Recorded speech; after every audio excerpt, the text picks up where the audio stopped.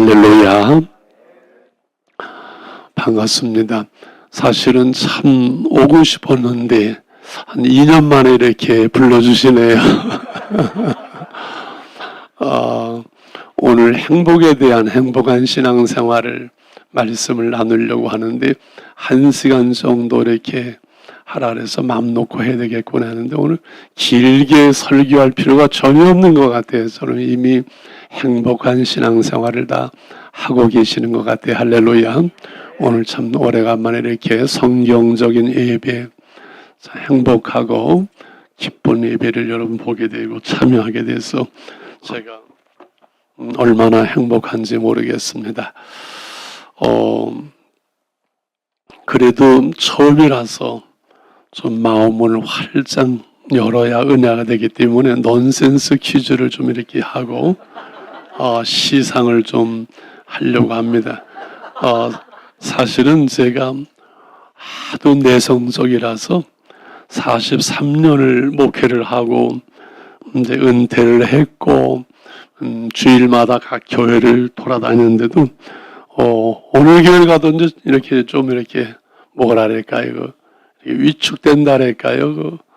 그래가지고 제가 좀 마음이 확 열리려면 시간이 걸렸는데 제가 선물을 가지고 왔는데 어디로 가죠? 여기 있네요. 행복한 열매라고 제가 쓴 수필집인데 사과를 이렇게 깎을 때 칼로 탁 쳐서 깎는 이유를 아시는 분 있으면 손 드셔야 됩니다. 먼저 넌센스 퀴즈입니다.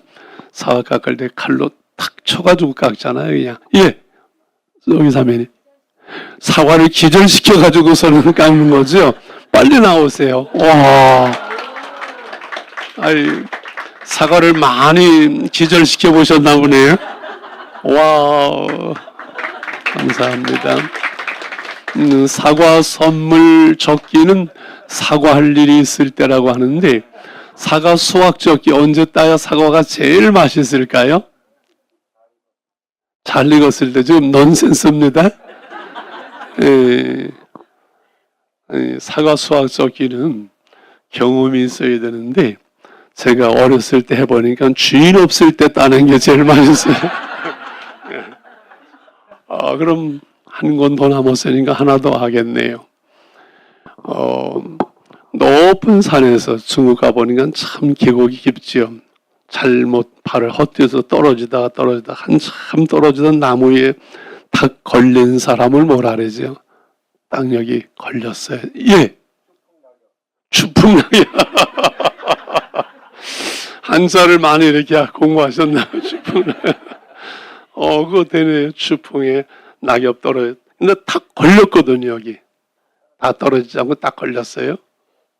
그러니까 어떻게 떨어졌어요, 이 사람이 아직? 맨 앞에 분 나오세요. 덜 떨어진 사람. 이렇게.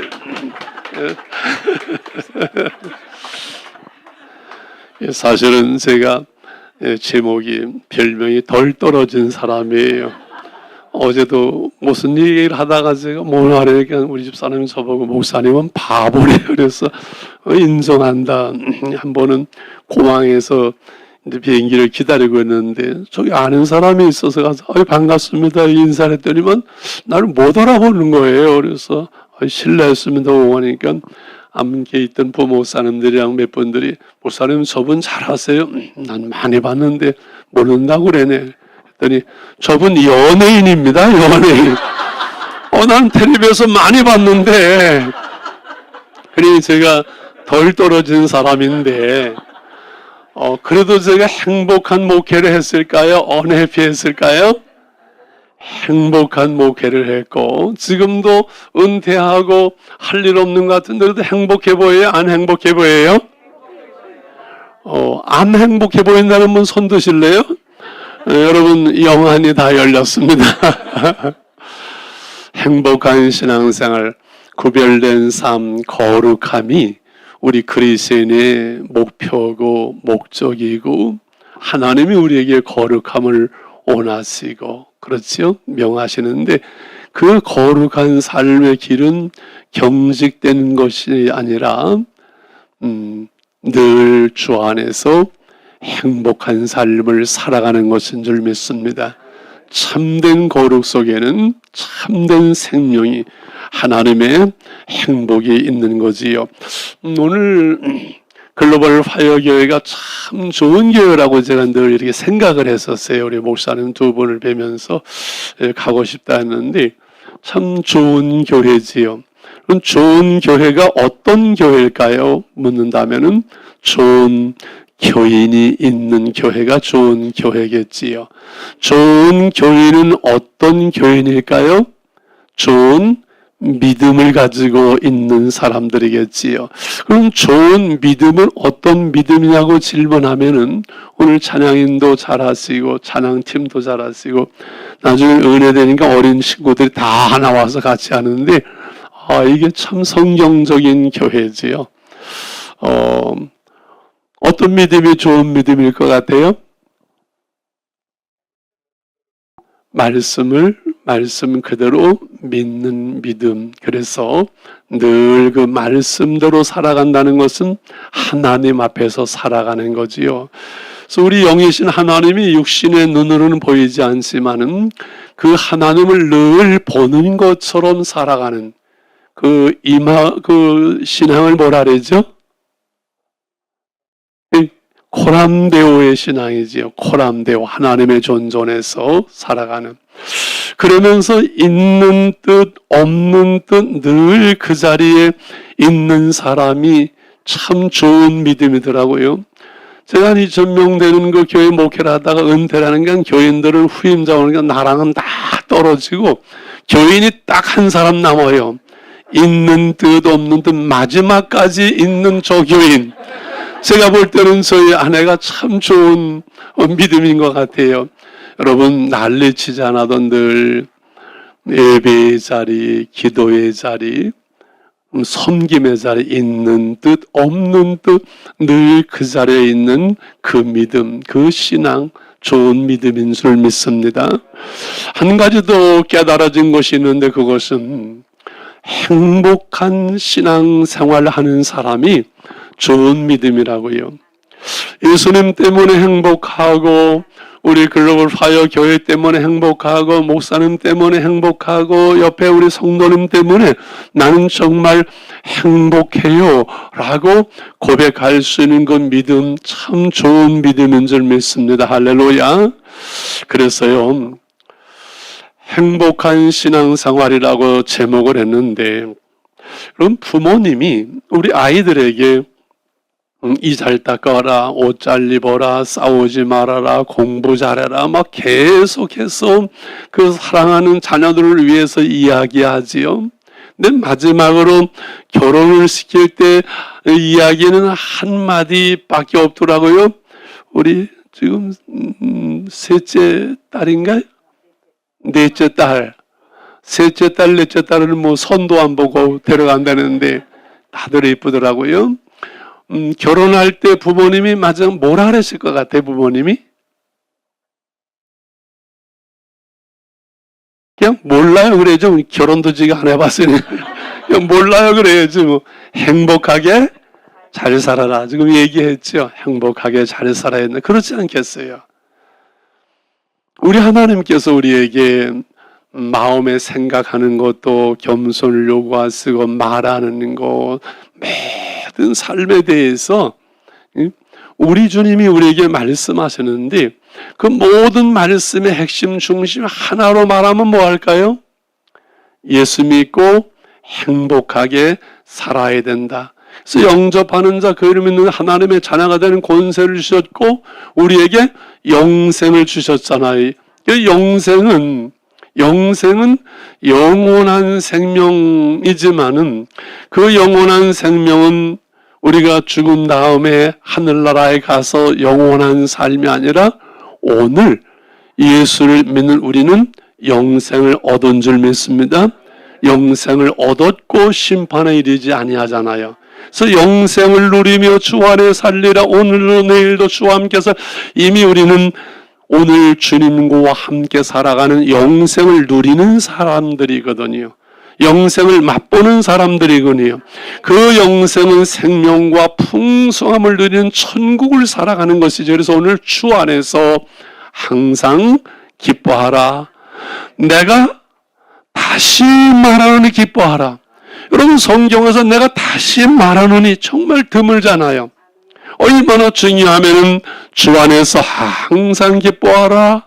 내가 다시 말하노니 기뻐하라고 말씀을 해요. 그런데 주 안에서의 기쁨, 신령한 기쁨, 영적인 기쁨이지만은 주 안에서 항상, 유절리 항상 기뻐하려면 이것은 저절로 되어지는 기쁨은 아닌 것 같아요. 항상 기뻐하려면은 이것은 습관이 되어야 되고 훈련이 되어지고 연습이 되어져야 돼요. 항상 기뻐하고, 그래서 첫 번째 나누고 싶은 말씀은 행복은 연습으로 되어진다. 여러분, 행복을 연습하시길 축원합니다. 목사님, 그건 너무 인본주의적이잖아요. 연습으로 되어진 행복이 진짜 행복일까요? 라고 우리가 질문할 수 있지. 그런데요, 영국의 BBC 방송, 캘리포니아 주립대학, 하버드 대학 수많은 곳에서 행복을 실험하고 연습으로 되어진다는 것이 검증하고 책으로 나오고, 하버드에서는 70년 동안을 이거 실험을 했거든요. 무엇이 진정한 행복이고 어떤 사람이 행복이고 어떻게 살아야 행복한 것인지 말입니다. 그래서 A팀 50명, B팀 50명 해서 A팀 50명은 그냥 살아온 대로 그냥 살게 내버려 뒀어요. B팀 50명은 아침에 일어나면 하나님 감사합니다 하고, 여보 사랑해 하면 안아주게 하고, 하루에 1시간씩 걷게 하고, 아주 단순한 평범한 생활 속에 단순한 것, 그저 행복할 수 있는 조건들을 10가지를 줘서 의무적으로 하게 한 거예요. 석 달이 지난 다음에 이 B팀이 그냥 살던 대로 살아온 A팀보다 행복지수가 3배 이상이 높아졌다는 그러한 이야기예요. 할렐루야. 인생에 중요한 것들은 연습으로 되어져. 우리가 공부하는 것, 특별히 영어 잘하죠?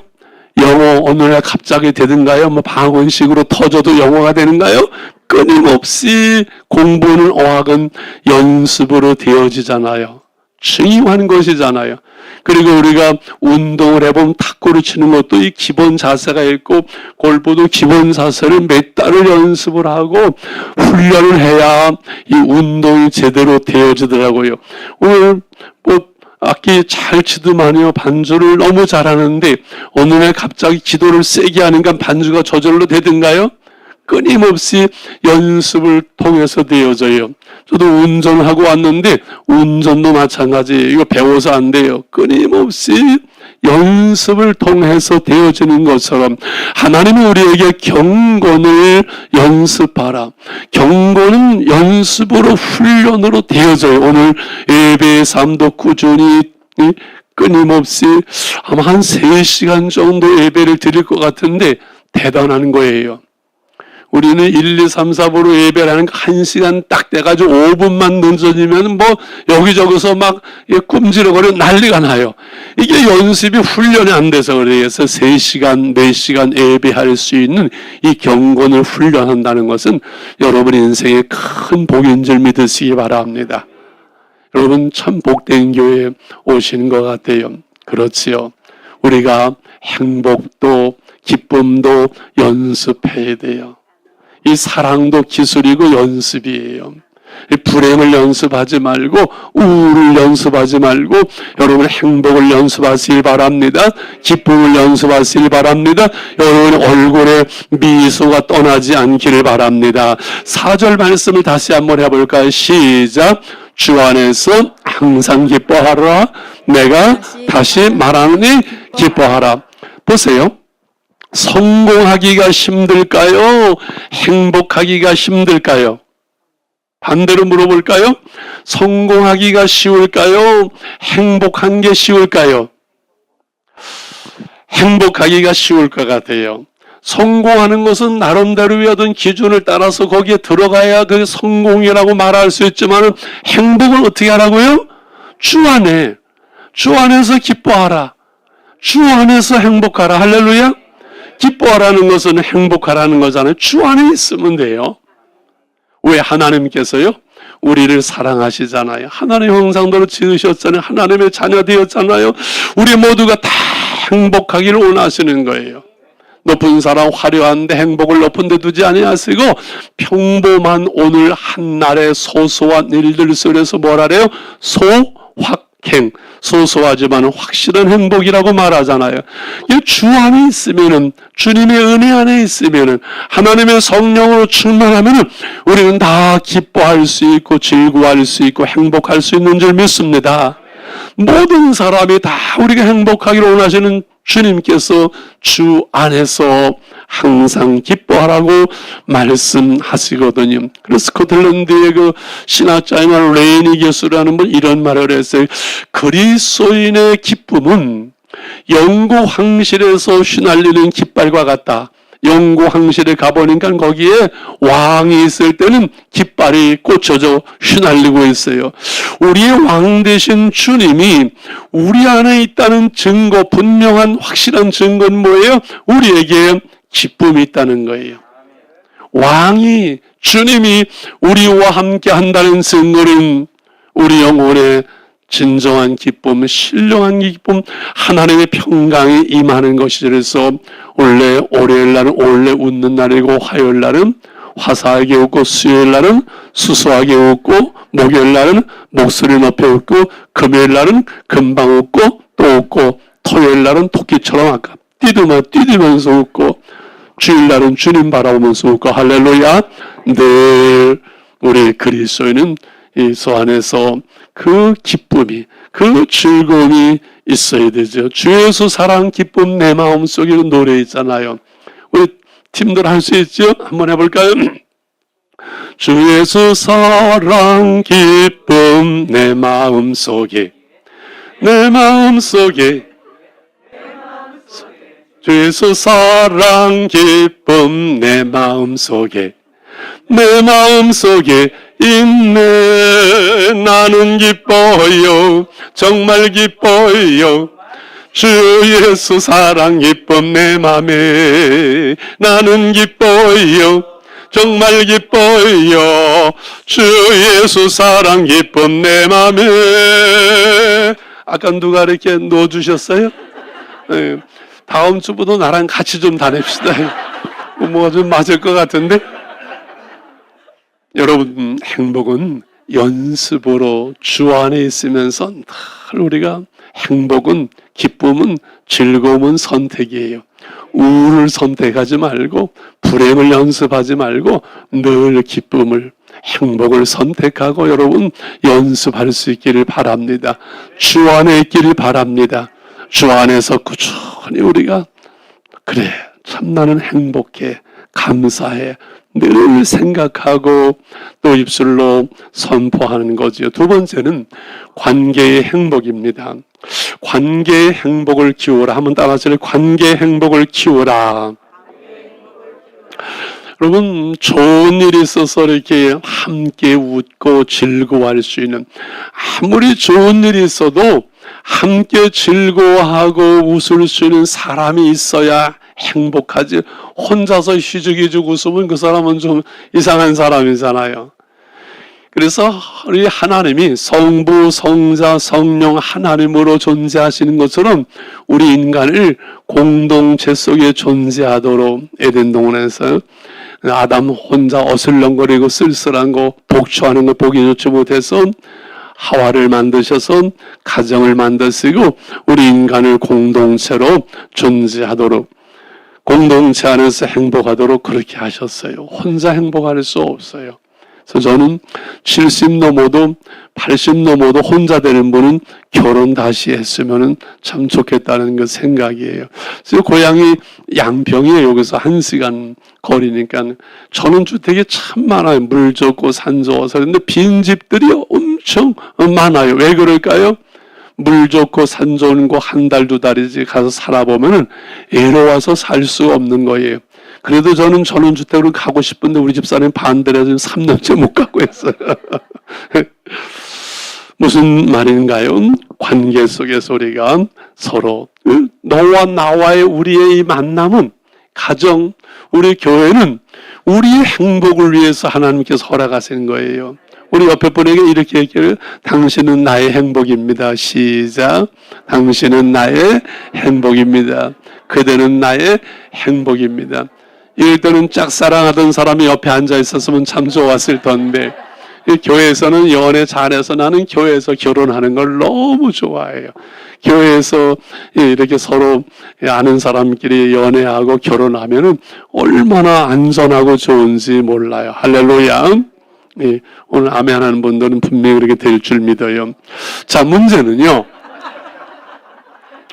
너와 나와의 우리의 관계가 늘 좋고 즐겁고 행복하지만은 않잖아요. 문제는 자꾸 갈등이 생겨요. 저도 어제 저녁에 집사람과 갈등이 생겼어요. 김치를 그냥 일로절로 자꾸 나눠줘야 되는데 또 한계가 있으니까 자꾸 문제를 제기하더라. 그래서 주자, 나는 그냥 없으면 주자. 됐는데 이 관계 속에서 갈등이 생기고 시험도 오고 상처도 받고 어려움이 와요. 인생을 살아보니까 직장 생활도 뭐 어떤 일이 힘든 것이 아니라 동료, 상사, 부하의 관계가 힘들어서 어려운 것 같아요. 목회를 43년 제가 단일 목회를 했는데 목회도 이게 뭐 기도하고 말씀 전하는 것이 힘든 것이 아니라 이 관계가 정말 힘들어요. 목사님은 성품이 좋아서 별로 안 그럴 것 같아요. 저는 그냥 속도 좁은 데다가 공수부대 출신이라서 예수 믿고 나선가 은혜 받기 전에 밥상도 집어던지기도 하고 이랬으니 이게 목회가 얼마나 힘들겠어요. 교회 별 사람 다 있더라고요. 이 관계가 힘들어서 막 어렵고 갈등하고 시험도 있고 이걸 어떻게 풀어가느냐는 문제가 인생의 과제더라고요. 그래서 오늘 항상 기뻐하라 말씀하신 다음에 나 혼자 기뻐하고 은혜 받아 기뻐하지만 이것이 늘 소멸되고 관계의 갈등 속에 어려울 것을 하나님께서 아시고 5절에 뭐라고 말씀을 하셨어요? 5절 한번 같이 읽을까? 시작. 너희 관용을 모든 사람에게 알게 하라. 주께서 가까우시니라. 아멘. 성경은 그 말씀 하나 한 절이 참 귀하지만은 앞에 절이 있는데 항상 기뻐하라고 다시 그 다음에 너의 관용을 모든 사람들에게 알게 하라. 주께서 가까우셔. 왜 이렇게 순서를 왜 말씀하셨을까? 하나님 주 안에 있는 기쁨, 오늘 받을 은혜가 나가다가 갈등 속에서 쏟을 것을 하나님께서 아시거든요. 그래서 큰 교회는 어디에 은혜가 제일 많은 관이 교회 안이 아니라 주차장이래요. 은혜 받고 나가다 주차장에서 다 쏟기 때문에 제일 많다고 그래요. 너의 관용을 모든 사람들에게 알게 하라. 주께서 가까우시니라. 관용이 뭔가요? 관용. 너그러운 마음, 다 받아들일 수 있는 사람들을 이렇게 수용할 수 있는 넓은 마음이 관용이겠지요. 이 관용을, 너의 관용을 모든 사람들에게 알게 하라. 모든 사람들이 알 만큼 모든 사람들에 대해서 다 관용할 수 있는 것을 요구하시는 거예요. 그렇지요. 그러면 말 한마디 누가 한다고 그래가지고 그냥 금방 뒤집히거나 그러지 않겠죠. 좀 마음이 넓어질수록 큰 호수가 되면은 그냥 바위를 집어넣어 퐁당 들어가고 끝나고 말 거 아니에요. 조그만 우물은 그냥 요만한 돌던 퐁당 뒤집히는 그런 우물이 아니라 좀 넓은 마음. 좀 이렇게 마음을 넓혔으면 참 좋을 것 같아요. 네. 그래서 해불량수라고 그래요. 해불량수. 바다는 불량수. 받아들이지 못하는 물이 없다. 흙탕물이든 더러운 물이든 꾸정물이든 지저분한 물이든 너는 더러워서 안 돼. 너는 지저분해서 안 돼. 하지 않고 낮은 곳에 있는 넓은 바다는 모든 물을 다 받아들여 해불량수. 그래서 다 바닷물로 만드는 것처럼 우주 만물을 지으신 하나님이 우리 아버지신데 우리도 좀 마음을 넓혀서 누가 뭐래도 그냥 그렇지, 그런가 보다, 그럴 수 있지 하면서 그냥 다 좀 받아들였으면 좋겠어요. 너는 이렇고 너는 그러고 쟤는 그러고 저는 그래서 아이고 이 사람도 저 사람도 아이고 이것도 저것도 이놈도 저놈도 그러지 말고 그냥 다 너의 관용을 모든 사람들이 알게 하라. 주께서 가까우시니라. 할렐루야. 주님 가까우시니까요. 그래서 어느 교회에서 여러분 사랑 용서해야 되고 서운한 사람이 그리스도인들은 없어야 됩니다. 미운 사람이 없어야 되고 설교하고 여러분 중에 이제 미운 사람 없는 손 들어보세요. 저 뒤에 할아버지 한 분이 손을 들었어요. 할아버지 그 비결이 뭐예요? 아 그놈들 다 죽었어.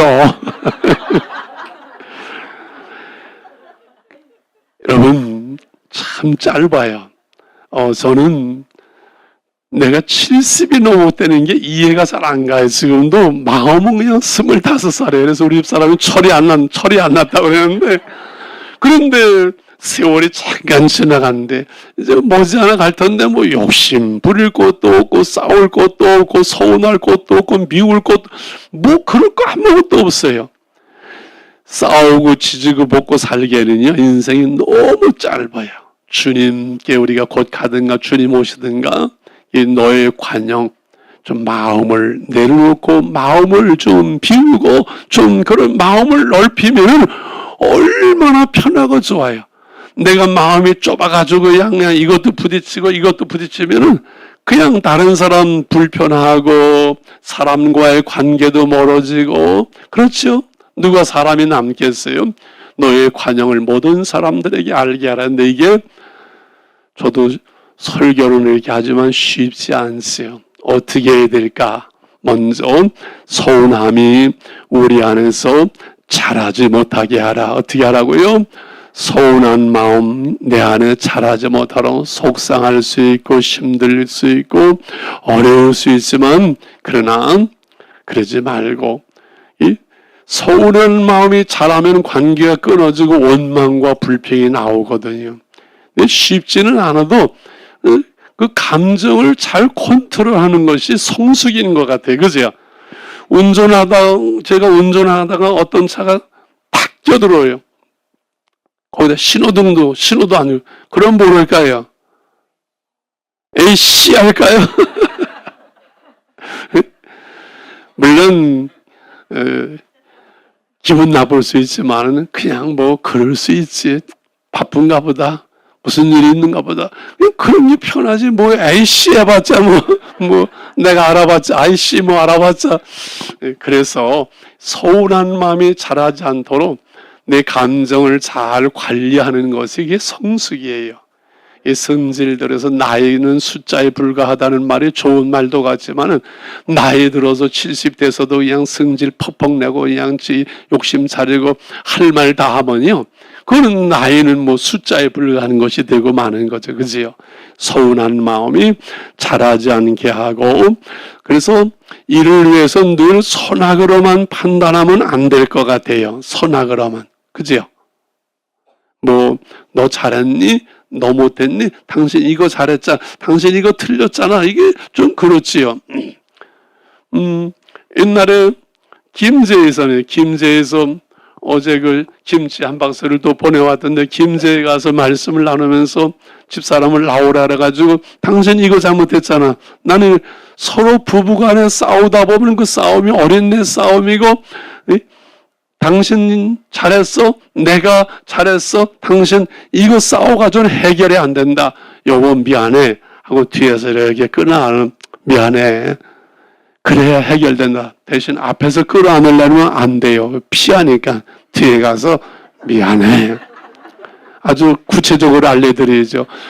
끝나고 나서 40대 좀 넘은 집사님이 찾아왔어요. 그러면서 목사님 사실은 우리 부부는 다 네가 잘했니 내가 못했니 너 집엔 왜 우리 집을 따지냐 인간은 너 집에서는 그랬냐 하면서 늘 선악으로만 따졌는데 오늘 그래서 이혼을 결심을 했었는데 오늘 깨달았습니다 하면서 그날 점심 사고 호텔에도 주더라고요. 할렐루야.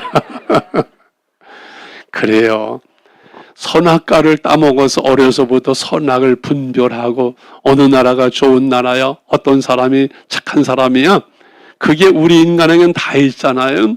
그러나 선을 알면서도 선을 행하지 못하고 악을 알면서도 악을 버리지 못한 인간의 한계예요. 선악의 문제를 가지고 해결의 길이 없어서 생명과를 먹어야 되죠. 그것은 용서하고 관용하고 사랑하는 거, 거기에 있는 거지요. 그러면서 시기와 질투의 벽을 넘어서야 돼요. 관용하려면은. 이 시기하고 질투하는 것은 상대방 비교하면서 나보다 나은 것 같으니까 끌어내리고 싶은 마음에 시기하고 질투하는 거겠지요. 남과 비교가 안 되면 좋겠죠. 비교가 돼서 나보다 나면 나도 저렇게 해야 되겠다. 내가 열심히 하면 되는데 그냥 말로다가 그냥 시기하고 질투하고 끄집어내려면 나는 저 사람만 못하다는 증거거든요. 근데 시기와 질투의 벽을 넘어선다는 것이 이렇게 만만하지를 않아요. 왜? 최초의 살인이 왜 일어났죠? 시기 질투에 가인이 그 아벨을, 왜 저 인간 저는 제사만 받는 거 저는만 없으면 될 텐데 자기 제사를 안 받아서 왜 그랬을까 깨닫고 회개하고 고침되는데 시기하고 질투하면서 쳐 죽이는 최초의 사람, 이게 시기 질투예요. 예수님을 십자가에 못 박은 것도 사실은 인간의 뭐예요? 예수님의 그 인기, 시기와 질투로 예수님을 십자가에 못 박는, 이게 인간에게 있는 시기와 질투의 벽을 넘는다는 것은 쉽지 않지만은 이거를 넘어서야만 합니다.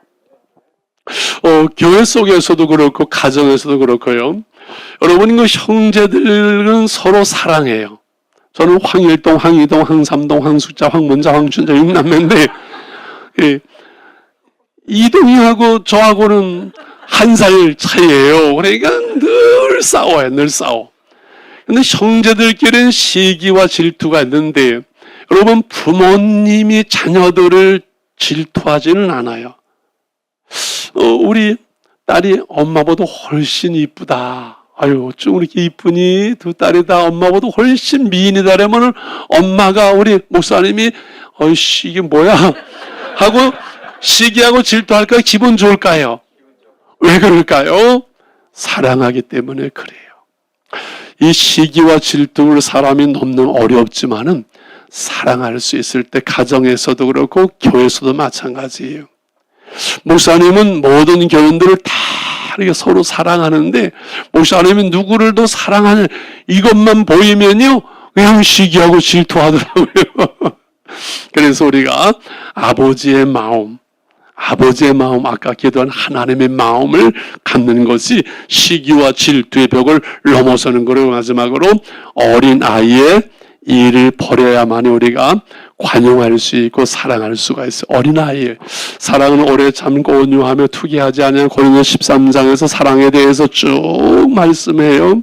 하다가 결론을 내리기 전에 11절에서 내가 어렸을 때는 뭐가 말하는 것이 어린아이 같고 깨닫는 것이 어린아이 같고 생각하는 것이 어린아이 같다가 장성한다는 사람에 대해서 장성한 어린아이를 버렸노라. 왜 장성한 사람이 되려면 어린아이를 버리는 게 당연하지만은 왜 사랑을 말하다가 어린아이의 일을 버렸노라고 결론선에 말씀할까? 왜 그러죠? 어린아이를 버리지 않으면은 사랑할 수가 없으니. 어린아이가 뭘까요? 나중심에 유치한 이기주의, 나. 모든 죄의 근원은 나. 어린애들을 보면 내가, 나, 내거, 나. 이것이 많이 있어요. 부모님의 생각, 그 뜻, 부모님의 마음을 배려할 수 없어요, 어린아이들은. 그래서 부모님이 사랑하는 거지 어린아이들이 사랑하는 거 아니에요. 나중심의 이 유치한 이기주의, 이거를 좀 내려놔야, 어린아이 일을 버려야 우리가 장성한 사람이 되어서 사랑할 수가 있는 줄 믿습니다. 그래서 이 서운함이 좀 잘하지 못하게 하고 선악으로만 판단하지 말고 시기와 질투의 벽을 넘어설 수 있고, 어린아이의 일을 버리면 이 바보가 되는 것 같아요. 욕심이 없어질 바보가 되겠지요. 이게 얼마나 좋겠어요. 얼마나 행복하겠어요. 참 행복하겠죠. 그래서 여러분, 가정과 교회는 하나님이 만드신 기관이에요. 가정과 교회는. 그럼 하나님은 사랑이시기 때문에 가정과 교회는 무엇으로 작동이 될까요? 사랑으로 작동되는 거예요. 가정에서는, 교회에서는 그래서 바른 소리 자주 하면 안 돼요. 가정에서 바른 소리 자꾸 하고 잔소리 자꾸 하면 남편이 어디로 갈까요? 퇴근하자마자 집으로 돌아오지 않고 경상도집, 과부집 돌다가 늦게 들어오는 거거든요. 가정은 언제 들어와도 평안할 수 있고 자유할 수 있고 쉼이 있고 수용되는 곳이 가정이에요. 우리 하나님의 사랑이 있는 곳이니까요. 교회도 마찬가지예요. 교회도 바른 소리 잘하는 사람 저 싫어해요. 재직할 때 바른 소리 잘하고 막 바른 소리 잘하는 거 가지고 교회가 되지 않더라고요. 정말 기도하고 사랑하고 희생함으로 교회가 되어지고 가정이 되어지고 하나님의 사랑이 작동되지, 이 바른 소리 잘하는 사람에 의해서 되는 것이 아니더라고요.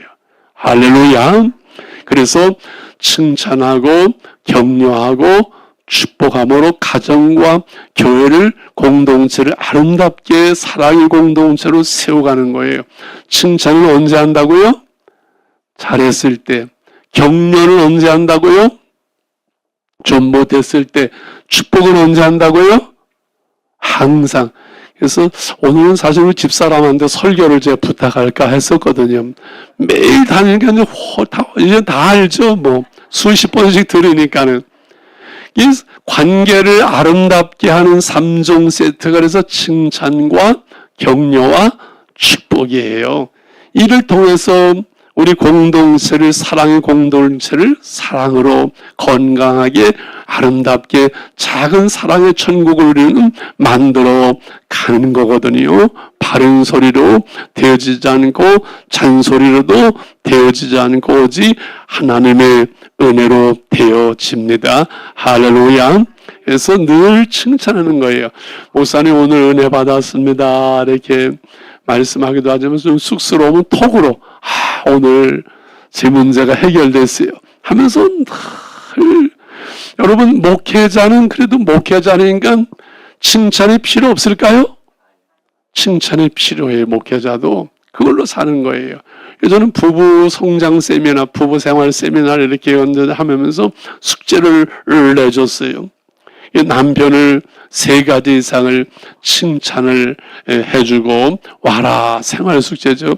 남편을 아무리 봐도 칭찬할 건 노치가 없더래. 그래서 나중에 보니까 반바지를 입었는데 반바지 입는 거, 당신 참 반바지 입으니까 섹시해 보인다 그랬더니 한마디를. 그랬더니 쉬고 웃고선 좋아하더니 그해 겨울에 영하 15도인데 겨울 내내 반바지만 입었다는 거 아니에요. 여러분, 아내의 칭찬은 남편의 그 보약과 같거든요. 근데 칭찬은 안 하고 맨날 그냥 잔소리만 그냥 그 잔소리로 변화되는 남편이 있던가요, 없던가요? 없거든요.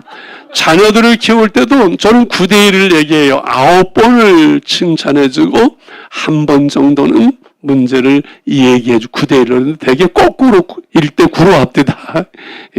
9번을 그냥 지적하고 막 아이들이 칭찬과 격려 속에 자존감이 세워지고 자신감을 갖게 되고 에너지를 갖게 되거든요.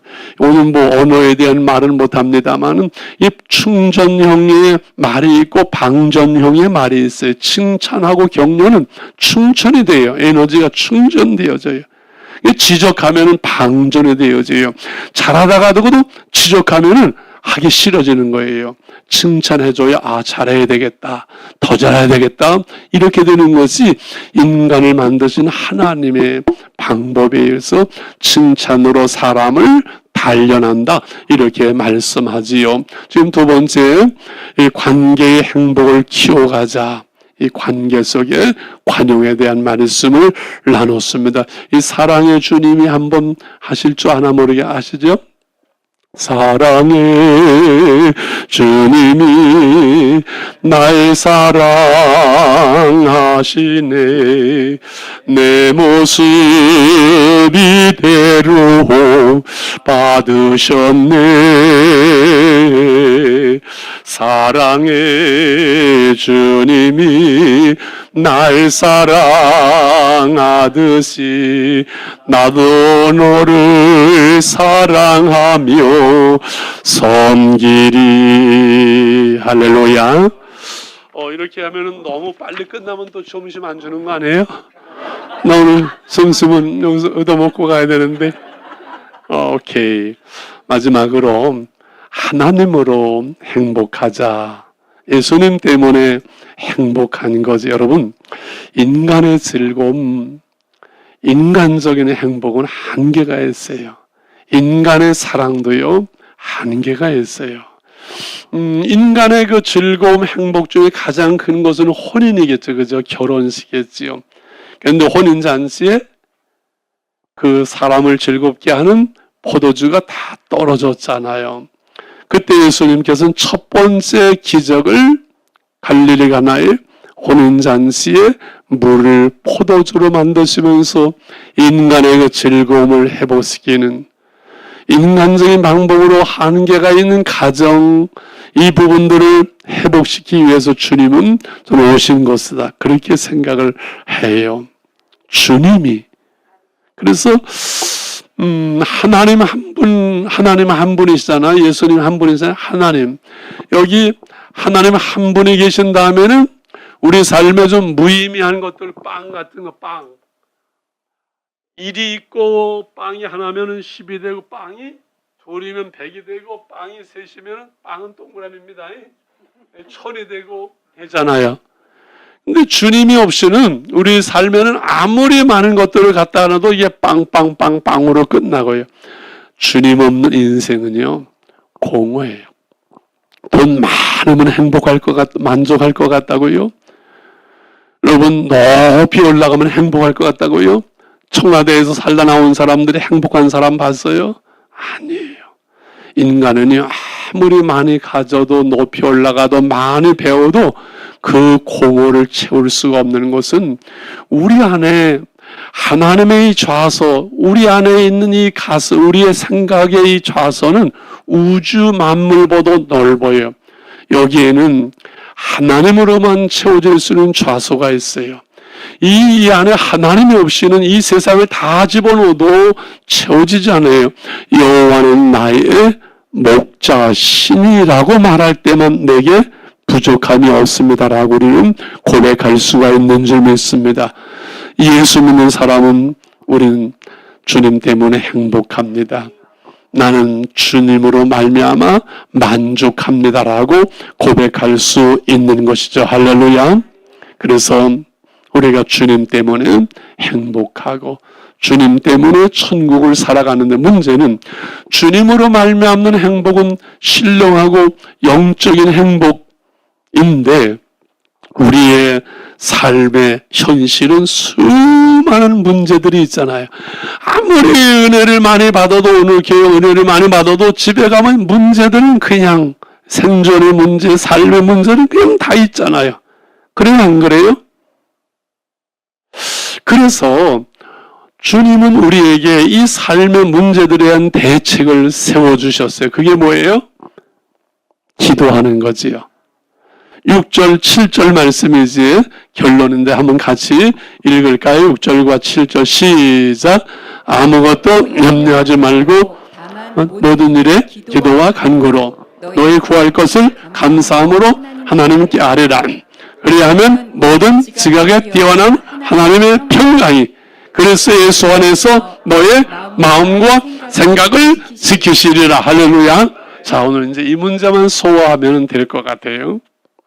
아무것도 염려하지 말고 아무것도에 포함되지 않는 문제 있어요, 없어요?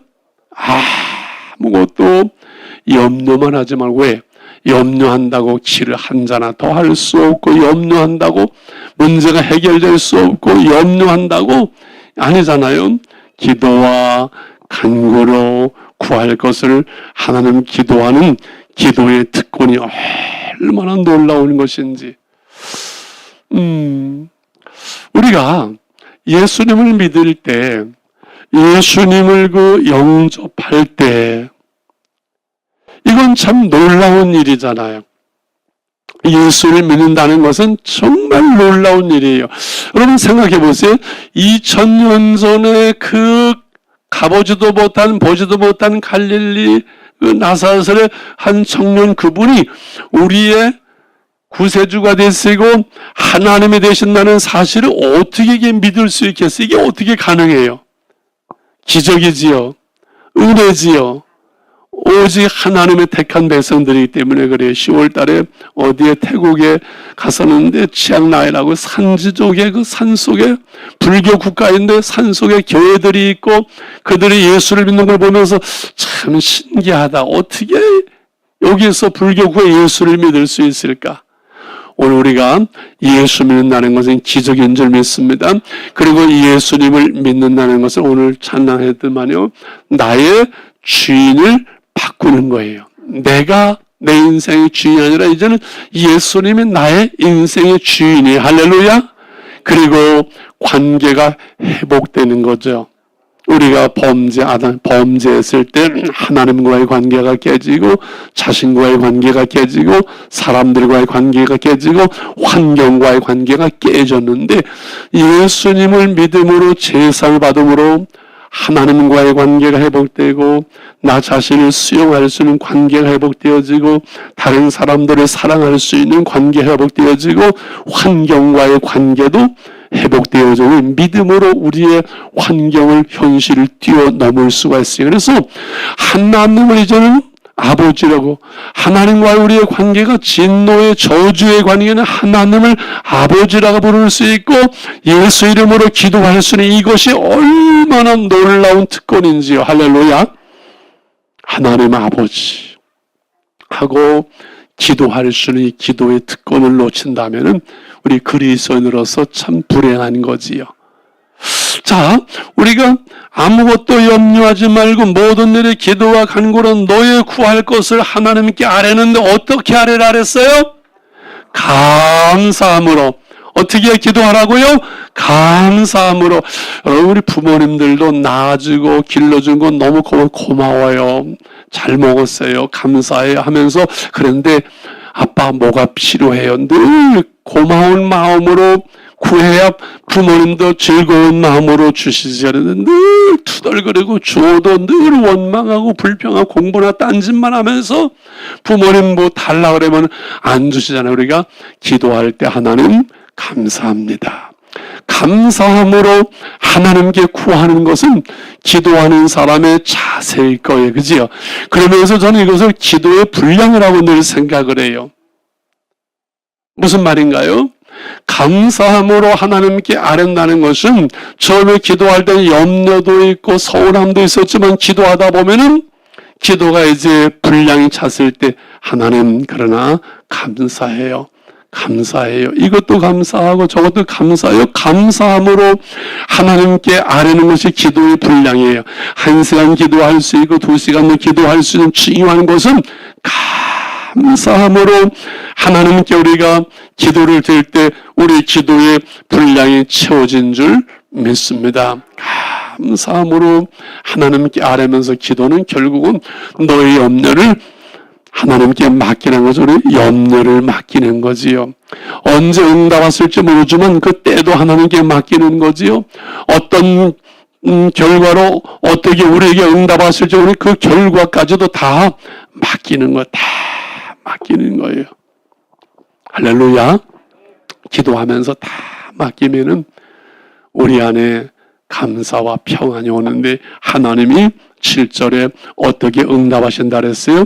그리하면 모든 지각에 뛰어난 하나님의 평강이 그리스도 예수 안에서 어디를 지켜줘요? 너의 마음과 생각을 지각에 뛰어난 모든 것을 나의 연약함과 나의 부족함과 나의 문제까지 다 아시는 하나님, 지각에 뛰어난, 그러면서도 주시는 그 응답이 뭐예요? 하나님의 평강. 평화로다. 하나님 평강, 평화, 평안, 에이레네 다 같은 거지요. 하나님의 평강. 예수 믿는 사람들의 주어진 이 하나님의 평강, 이것은 사람이 빼앗을 수 없는 거예요. 그래서 무슨 일이 있어도요, 우리 안에 이 평강이 흔들리지 않으면 이기는 거예요. 사단은요, 이 평강을 뺏어가려고 그래요. 그래서 우리는 영적 싸움을 싸운다는데, 우리 전도사님이신가요? 아직 전도사님 아니세요? 우리 영적 싸움의 전쟁터가 어딜 것 같아요? 우리 마음, 우리 생각이에요. 하나님 앞에 우리의 마음의 생각을 드리면 우리 안에 기쁨과 평강을 주세요. 근데 마귀는 이 기쁨과 평강을 빼앗고 우리에게 근심과 염려와 미움과 질투와 이런 것을 집어넣어요. 가룟 유다의 마음속에 예수를 팔려는 생각을 넣었던 것처럼 사단은요, 우리의 마음을 지배하려고, 우리 마음속에 악한 것들을, 더러운 것들을, 음란한 것들을 그냥 뿌려서 우리를 망가뜨려요. 우리의 마음의 생각이 잘못되면 인생이 잘못돼요. 마음의 생각이 바로 되면 인생이 바로 되어져요. 마음이 삐뚤어지면 인생이 삐뚤어져요. 결국은 우리의 모든 근원이 이 마음에 달려요. 생사의 근원이. 그래서 무릇 지킬 만한 것보다 무엇을 지키라고? 내 마음을 지켜라. 이 마음, 이 생각, 이것이 바로 영적인 전쟁터이거든. 이걸 우리가 지켜내는 것은 기도로 하나님의 은혜와 평강이 우리 마음속에 있어야 돼요. 오늘날 도박, 마약, 음란 이런 것들이 다 우리 젊은이들, 예수 믿는 사람들이 이 마음을 다 빼앗아가요. 세상 속에 다 빼앗겨가요. 저는 한 20년 전인가 앞으로 아이들 교육은 아이들 핸드폰에서 아이들을 어떻게 지킬 것인가, 핸드폰과의 싸움이다. 예언을 했는데 아니요, 그렇더라고요. 지금 대안학교 다니죠? 이 학교 가면 핸드폰 다 이렇게 뺏어 나와야 돼요. 공부하는 동안. 우리가 예배할 동안 마찬가지고, 우리 마음과 생각을 하나님께 드리고 하나님의 말씀과 하나님의 성령이 우리를 다스릴 때 참된 기쁨과 평강이 있어요. 저는 평생 기도 제목 중에 하나, 자녀 아버지여 나의 마음을 맡아주고 안아쓰고 완악하고 겸하는 것 변케 부드럽고 겸손하고 화평하게 하시고 모든 일을 사랑으로 행케 하옵소서. 우리 마음과 생각을 지키도록 늘 기도가 있어야 됩니다. 할렐루야. 자, 하나님은 우리의 마음에 평강과 기쁨을 주시면서 소망을 주시는데, 자, 하나님이 우리의 마음과 생각을 지켜주실래 평강을 주시고 주 안에 기쁨을 주시면서 소망을 주세요. 이게 로마서 15장 13절 금년에 제가 받은 말씀인데, 한번 자막 띄워주실 수 있나요? 같이 한번 시작. 소망이 하나님이 모든 기쁨과 평강을 믿음 안에서 너에게 충만하게 하사 성령의 능력으로 소망이 넘치게 하시기를 원하노라. 아멘. 잘 보세요. 소망이 하나님이세요. 소망이 하나님께서 기쁨과 평강을 믿음 안에서 우리에게 충만하게 주세요. 우리가 믿음으로 주 안에 그 기쁨과 평강이 우리 안에 있어요. 그런데 그걸로 끝나지 않고 기쁨과 평강을 충만하게 하사 성령의 능력으로 소망이 넘치게 하시기를 원하노라. 할렐루야. 기쁨과 평강과 소망, 이것이 하나님이 주시는 마음이고 우리에게 행복한 삶을 살아가는 마음이에요. 그래서요, 여러분, 이 소망이 우리 가운데 넘치면요, 이 꿈이 생기면요, 행복할 수가 있어요. 힘들고 어려워도. 여러분, 요셉은 인간적으로 보면 성공할 수 있는 확률이 없던 가정이에요. 엄마가 넷이에요. 형제들끼리 시기와 질투로 요셉을 팔아버려요. 그런 집안이라면 이거는 완전히 그 집안에서는 성공할 수 있는, 행복할 수 있는 확률이 없어요. 요셉은. 그런데 요셉은 단 한 가지 뭐예요? 저 꿈꾸는 자가 오는데, 형들도 알아요. 그 꿈꾸는 자, 하나님이 주시는 꿈이었었어요. 그래서 그 요셉은 어디를 가도 하나님의 자녀로서, 어디를 가도, 감옥에 가도 하나님이 함께 하셨고, 하나님은 그 약속의 말씀을 이루어주시는데, 그 요셉의 마음속에 요셉은 자신을 지킬 수 있는 꿈이 있었거든요. 하나님 주신 꿈이 언젠가는 이루어진다는 그 소망, 그 꿈을 가지고 살아가기 때문에 요셉은 요셉 될 수가 있었지요. 여러분, 이지성 작가의 꿈꾸는 다락방, 사람은 열심히 산다고 되어지는 것이 아니라 꿈꾸는 대로 되어진다.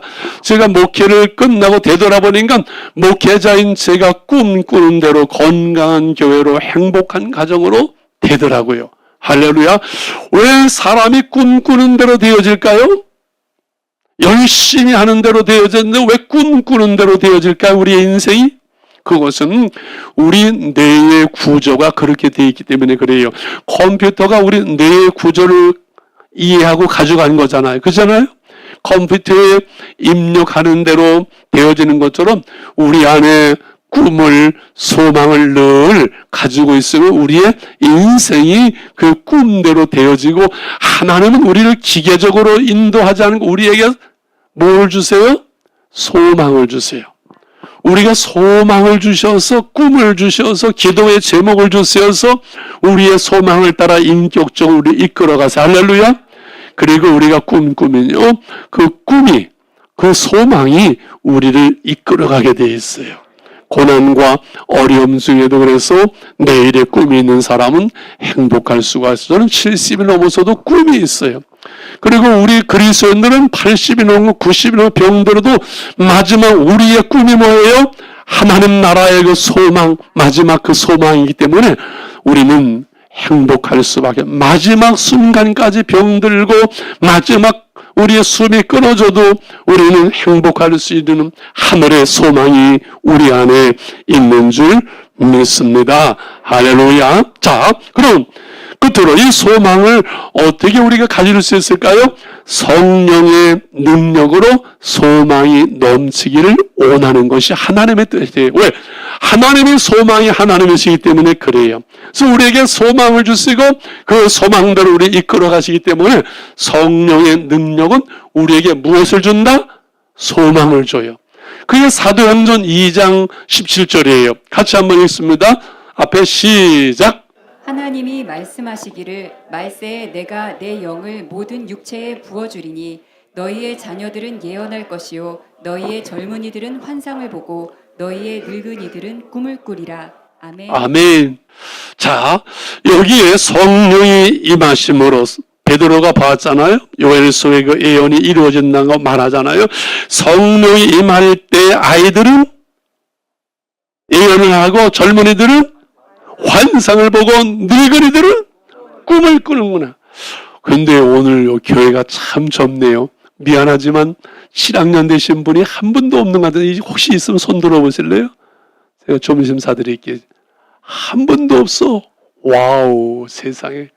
이렇게 젊은 교회는 또 오래간만이네요. 여러분, 자, 아이들이 예언을 해요. 아이들은 앞날을 말하지 않아요. 당장 오늘 그냥 놀고 막 뛰고 그러기를 원했는데 아이들이 성령 받은 은혜 받으면 내일 우리가 앞으로 어떻게 살 거예요? 예언을 말해요. 젊은이들이 환상을 봐요. 비전이에요. 늙은이들도 꿈을 꿔요. 여러분, 예언을 말하고 환상을 보고 꿈을 꾸는 것은 과거지향적일까요? 미래지향적일까요? 미래지향적이 앞을 보는 거예요. 소망을 갖는서 안드로포스라고, 인간의 헬라어로 안드로포스라고 인간만이 직립을 해서 앞을 보고 하늘을 볼 수 있는, 하나님의 형상대로 지음받은 인간만이 언어를 가지고 하나님을 찬양하고 우뚝 서서 앞을 볼 수 있는 것이 인간이거든요. 밑을 보고 땅을 보고 사는 사람이 아니거든요. 그래서 우리에게는 늘 소망이 있어야 돼요. 그리스도인은 영원히 꿈꾸는 사람들이 되어야만 합니다. 할렐루야. 그리고 그 꿈대로 이루어지게 되는 것이죠. 왜 꿈대로 이루어지는지 말씀을 드렸는데, 저희는 그 옛날에 목회하면서 이제 비전을 세팅하는 시간을 가졌어요. 그래서 앞으로 5년 안에 이루어질 어떤 목표 꿈, 10년 안에 이루어질 목표들 꿈, 그걸 다 쓰게 했어요. 그래, 한 생애 속에 내가 살아가야 될 비전이 무엇인가. 한 전도사님이 나중에 그 얘기를 해. 목사님이 그때 꿈꾸라고 그래서 비전을 써서 내가 5년 안에 신학을 가고 10년 안에 전도사가 될 거다 하는데, 정말 그대로 되었으면 정욱희 전사님이라고 전도하시는 그분이 그 고백을 하더라고요. 여러분, 우리가 꿈꾸고 그 꿈을 말하고 그 꿈을 기록하고 하면은 그 꿈대로 이루어지는 것이 하나님의 방법이거든요. 할렐루야. 그래서 여러분, 가난하다고 힘들다고 어렵다고 시대가 살기 힘들다고 여러분 꿈같이 꿈마저 포기해서는 안 됩니다. 예수 믿는 사람들은요, 기도하면요, 성령 충만하면요, 꿈이 생겨요. 꿈이. 내일의 소망이 생겨요. 그것이 우리 예수 믿는 사람들이고 성령 받은 사람들이에요. 우리 아이들도 예언을 말하고 젊은이들은 환상을 보고 늙은이들까지도 꿈을 꿀 수 있는 소망 중에 살자는 기쁜 소식, 이것이 복음이고 이것이 생명이고 하나님의 은혜인 줄 믿습니다. 말씀을 이제 정리를 합니다. 행복한 신앙생활에 대한 말씀을 주 안에서 항상 기뻐할 수 있도록 항상 행복을 늘 연습을 해야만 합니다. 저는 아침에 일어나면서 하나님 감사합니다. 이거 연습한 지가 한 15년쯤 되는데 지금은 이제 감사할 일밖에 없어요.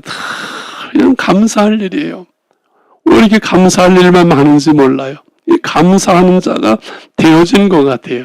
그래서 늘 주 안에서 기뻐하면서 행복을 연습하고 감사를 선택하고, 그리고 우리 관용할 수 있도록 관계 속에서 사람을 수용할 수 있도록 우리 마음을 자꾸 넓혀가 돼. 꽁꽁 밴드인 콧구멍처럼 그냥 흥쿵 그러지 말고 넓혀서 그냥 서운한 마음 자라지 않도록, 시기와 질투의 벽을 넘을 수 있도록 선악으로만 판단하지 말고 유치한 어린아이를 좀 버리면서 넓히면은 다 품을 수 있고, 그런 내 안에 평강이, 하나님의 그 평강이, 하나님의 기쁨이, 하나님의 행복이 우리 가운데 넘치게 되는 줄 믿습니다. 할렐루야.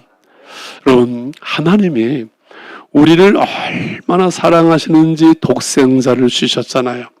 이 독생자를 주신 사랑을 말하려면 한도 끝도 없겠지요. 그걸 끝나지 않고 하나님의 말씀을 주셨어요. 물론 구약은 독생자 말씀을 주셨지요. 일로 끝나지 않고 성령을 보내주셨어요. 말씀을 깨닫고 알되 하나님의 성령으로 그 말씀대로 살 수 있도록 성령을 보내주셨어요.